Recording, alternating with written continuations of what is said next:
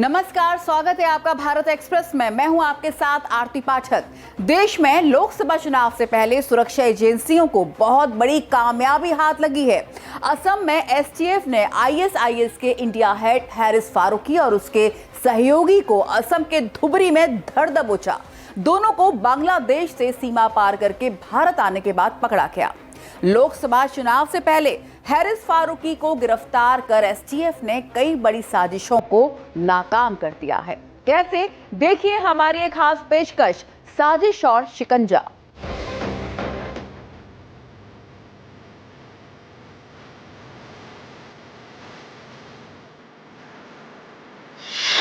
ISIS आतंकी संगठन पर नकेल।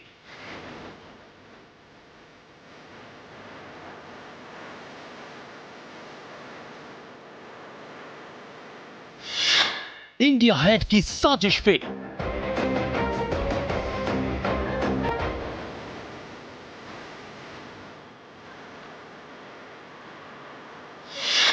जांच एजेंसी की बड़ी कार्रवाई।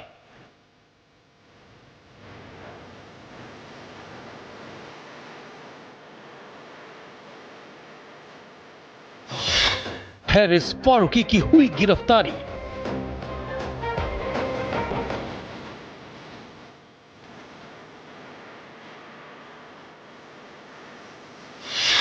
सुरक्षा एजेंसी को बड़ी कामयाबी।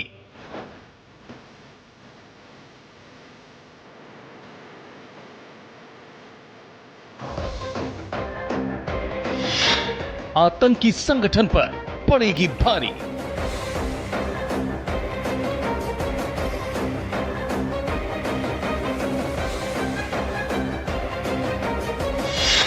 हैरिस फारूकी खोलेगा राज।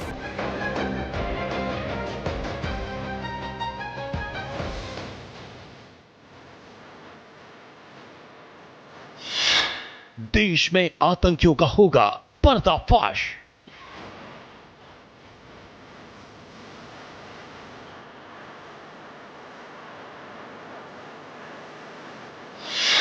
एक के बाद एक हो रही गिरफ्तारी।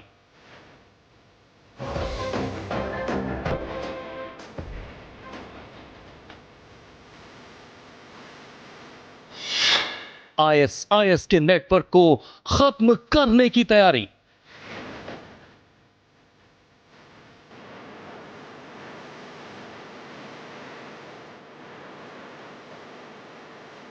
असम पुलिस और सुरक्षा एजेंसियों ने बहुत बड़ी कामयाबी हासिल करते हुए असम के धुबरी में इस्लामिक स्टेट आईएसआईएस के इंडिया हेड हैरिस फारूकी और उसके एक साथी को गिरफ्तार किया है।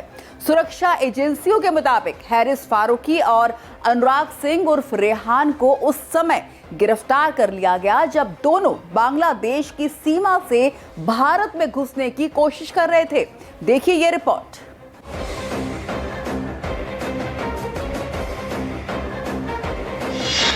हैरिस फारूकी खोलेगा राज। देश में आतंकी नेटवर्क को ध्वस्त करने में जुटी भारतीय सुरक्षा एजेंसियों को बहुत बड़ी सफलता हाथ लगी है। असम के विशेष कार्य बल एसटीएफ ने आईएसआईएस के इंडिया के प्रमुख हैरिस फारूकी और उसके सहयोगी को बांग्लादेश से सीमा पार कर असम के धुबरी में पहुंचने पर गिरफ्तार कर लिया। हैरिस फारूकी उत्तराखंड के देहरादून और उसका सहयोगी अनुराग सिंह उर्फ रेहान हरियाणा के पानीपत का रहने वाला है।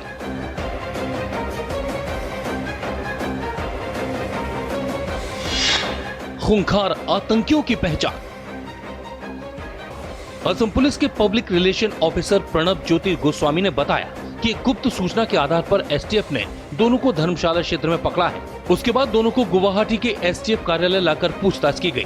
इसके साथ ही प्रणब ज्योति गोस्वामी ने बताया कि दोनों खूंखार आतंकियों की पहचान कर ली गई है। हैरिस फारूकी उर्फ हैरिस अजमल फारूकी देहरादून के चक्राता का रहने वाला है और वो भारत में इस्लामिक स्टेट का प्रमुख है। वहीं उसका साथी अनुराग सिंह उर्फ रेहान हरियाणा के पानीपत का रहने वाला है। वो इस्लाम धर्म अपना चुका है और उसकी पत्नी बांग्लादेशी नागरिक है।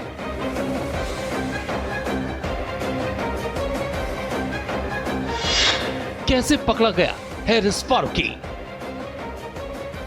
एसटीएफ को सुरक्षा एजेंसियों से जानकारी मिली थी कि भारत में आईएसआईएस का सरगना और उसका गुर्गा दोनों बांग्लादेश में डेरा डले हुए थे। पता चला कि लोकसभा चुनाव से पहले आतंकी गतिविधियों को अंजाम देने के लिए दोनों असम के धुबरी के रास्ते भारत में आएंगे। गुप्त सूचना मिलने पर आईजीपी पार्थ सारथी महंत के नेतृत्व में एक एसटीएफ टीम को आईएसआईएस के गुर्गों का पता लगाने और उन्हें पकड़ने के लिए नियुक्त किया गया। दोनों आतंकी जैसे ही सीमा पार असम में घुसे, एसटीएफ को पता चल गया और उन्होंने हैरिस फारूकी को उसके साथी के साथ धर दबोचा।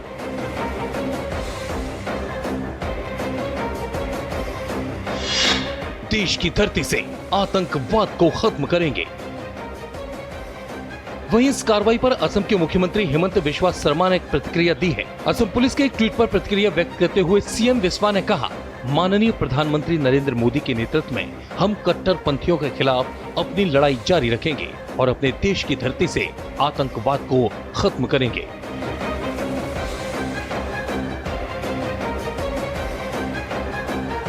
हैरिस फारूकी कई बार अपना नाम बदल चुका है। इसके पहले वो हरीश अजमल फारूकी और अजमल फारूकी नाम से भी ठिकाने बदल चुका है।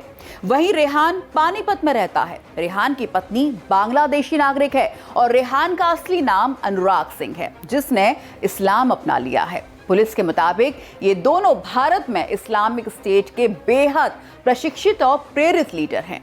पुलिस ने बताया, दोनों पूरे देश में कई जगहों पर आईईडी के माध्यम से भर्ती, आतंकी फंडिंग और आतंकवादी घटनाओं को अंजाम देने की साजिशें करते हुए भारत में आईएसआईएस के मकसद को अंजाम देने में लगे हुए थे।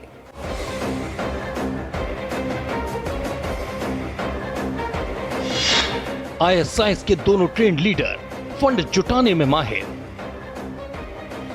असम एसटीएफ के मुताबिक हैरिस फारूकी और अनुराग सिंह दोनों आईएसआईएस के बेहद प्रशिक्षित और प्रेरित सदस्य हैं। दोनों आतंकियों के खिलाफ कई मामले भी दर्ज हैं। देश में ये न केवल आतंकी फंडिंग कर रहे थे, बल्कि हर आतंकी गतिविधि को संचालित भी कर रहे थे। ये दोनों आतंकियों की भर्ती, आईईडी ब्लास्ट समेत कई आतंकी मकसदों को अंजाम दे रहे थे। भारत में आतंकी संगठन आईएसआईएस का सारा काम इनके ही जिम्मे था। पुलिस अधिकारी ने बताया कि दोनों के खिलाफ दिल्ली, लखनऊ समेत एसटीएफ और एनआईए में भी कई मामले लंबित हैं।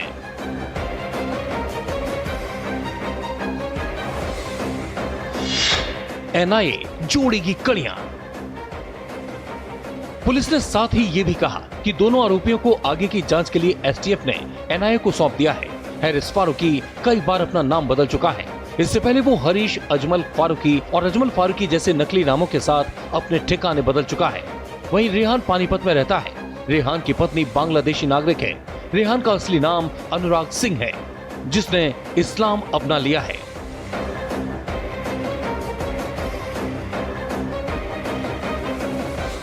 असम में आईएसआईएस के इंडिया हेड हैरिस फारूकी की गिरफ्तारी के बाद देहरादून भी अलर्ट मोड पर है। स्पेशल इंटेलिजेंस ने इस आतंकी के परिवार और उसके संपर्क में रहने वाले लोगों को रडार पर लिया है। इन सब से संपर्क किया जा रहा है और जल्दी इस मामले में स्थानीय पुलिस भी कोई कार्रवाई कर सकती है।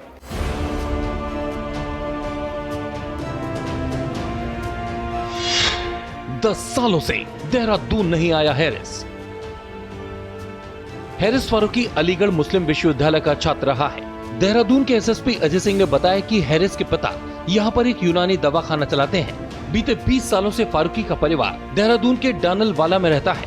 एसएसपी अजय सिंह ने बताया कि हैरिस बीते 10 सालों से देहरादून नहीं आया है। जांच पड़ताल में ये भी पता चला है कि वो 1 दशक पहले वहाँ पढ़ाई के लिए आया था। तब से वो देहरादून वापस नहीं लौटा।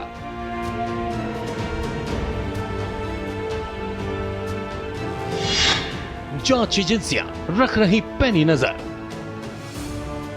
हालांकि सुरक्षा एजेंसियों के इनपुट के मुताबिक देहरादून सहित पूरे उत्तराखंड में इंटेलिजेंस और पुलिस लगातार हैरिस फारूकी पर निगरानी रख रही थी। पहले भी कई बार इंटेलिजेंस और संबंधित एजेंसियों द्वारा उसके बारे में जब इनपुट मिलता था, उसी के आधार पर देहरादून पुलिस लगातार उसके देहरादून निवास पर जाकर इसकी जांच पड़ताल करती थी। और हर बार जांच में ये पता चलता था कि कई सालों से वो देहरादून वापस नहीं आया है और न ही अपने परिवार के संपर्क में है। उसके पिता भी फरार बताए जा रहे हैं, जो कि पेशे से हकीम हैं। इसके अलावा अजय सिंह ने यह भी बताया कि अब हैरिस की गिरफ्तारी के बाद जो भी केंद्रीय इंटेलिजेंस या अन्य सुरक्षा एजेंसी उत्तराखंड पुलिस से जानकारी साझा करेंगी, उसके आधार पर देहरादून पुलिस की कार्रवाई आगे बढ़ेगी। ऐसा माना जाता है कि सीरिया और इराक में अस्थिर सरकारों की वजह से इस्लामिक स्टेट वजूद में आया था। ये एक सुन्नी आतंकवादी संगठन है जो आतंकी संगठन अल कायदा से अलग होकर बना है। इसके झंडे पर लिखा है अल्लाह के अलावा कोई दूसरा खुदा नहीं है। आईएसआईएस खुद को इस्लाम का प्रचारक कहता था। आईएसआईएस ने अपने मुखिया को दुनिया के सभी मुसलमानों का खलीफा घोषित किया है। यह आतंकी संगठन दुनिया को एक ऐसे स्थान में तब्दील करना चाहता है जहां पर मन मुताबिक इस्लाम का शरिया कानून लागू हो सके।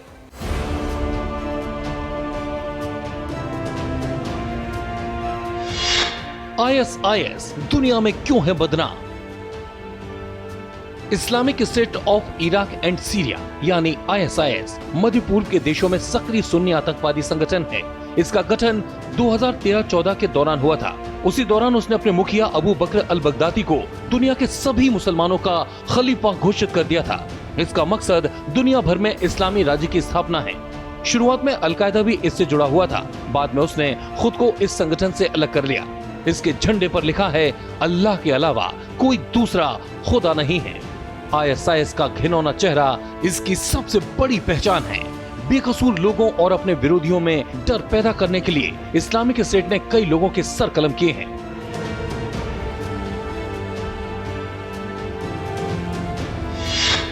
सबसे खूंखार आतंकी संगठन। विश्व के मुस्लिम आबादी वाले क्षेत्रों को अपने कब्जे में लेना इनका मकसद है। अमेरिका ने country report on terrorism for 2014 में खुलासा किया है कि अलकायदा को छोड़कर इस्लामिक स्टेट दुनिया का सबसे खूंखार आतंकी संगठन बनता जा रहा है और अब आईएसआईएस अलकायदा से भी अधिक मजबूत और क्रूर संगठन है। ये दुनिया का सबसे धनी आतंकी संगठन है जिसका बजट $2 अरब का है। ये रकम फिरौती, डकैती, कच्चे तेल की बिक्री, ऊर्जा संयंत्रों और विदेशी चंदे से जुटाई जाती है। इस संगठन को हर महीने करोड़ों का चंदा दिया जाता है। खाड़ी देशों से ही 2013 में संगठन को 10 करोड़ का चंदा मिला था।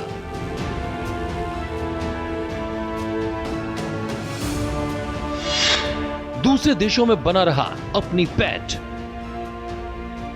एक समय ऐसा आया कि इस संगठन ने इराक और सीरिया के बड़े हिस्से पर कब्जा कर लिया था। उसके बाद से अमेरिका के नेतृत्व में अंतर्राष्ट्रीय सैन्य बलों, इराक और सीरिया की सरकारी फौजों ने और तो और रूस ने भी इस पर लगातार हमलों के लिए आईएसआईएस के दुश्मन कबीलियाई सैन्य टुकड़ियों को मदद देकर उन्हें वापस खदेड़ा। 2019 में इसका मुखिया अबू बकर अल बगदादी मारा गया।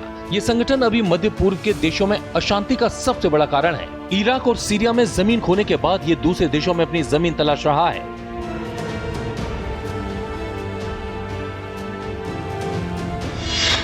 सबसे मजबूत और क्रूर संगठन। अबू बकर अल बगदादी ने 29 जून 2014 को अल कायदा से अलग होकर आईएसआईएस बनाने की घोषणा की। 7 जून 2017 को ईरान में Islamic state of Iraq and Syria यानी आईएसआईएस ने अपना पहला आतंकी हमला किया था। ईरान की राजधानी तेहरान में हुए आत्मघाती हमले में 12 लोगों की मौत हुई थी। 27 अक्टूबर 2019 को अमेरिकी सेना से घिरा पाकर बगदादी ने खुद को बम से उड़ा लिया था। अभी संगठन का सरगना अबू हुसैन अल कुरैशी है। अरबी में आईएसआईएस को अल दौलतुल इस्लामिक फिल इराक वल शाम कहा जाता है। इसका मतलब इराक और शाम का इस्लामी राज्य। अरबी में सीरिया का प्राचीन नाम शाम है। आईएसआईएस को Islamic state of Iraq and Leivand यानी ISIL भी कहते हैं। इंग्लिश में लिवेंट का मतलब पश्चिमी एशिया का पूर्वी भूमध्य क्षेत्र है। आईएसआईएस का झंडा काला है। इस पर लिखा होता है अल्लाह के अलावा कोई दूसरा खुदा नहीं है। इराक और सीरिया में आईएसआईएस के 1 से 2 लाख आतंकी होने का अनुमान है। 70 से ज्यादा देशों में इसके आतंकी होने का दावा किया जाता है। स्टैटिस्टा की एक रिपोर्ट के मुताबिक 2013 से 2018 के बीच दुनिया भर में आईएस के हमलों में 28,000 से ज्यादा लोग मारे गए थे।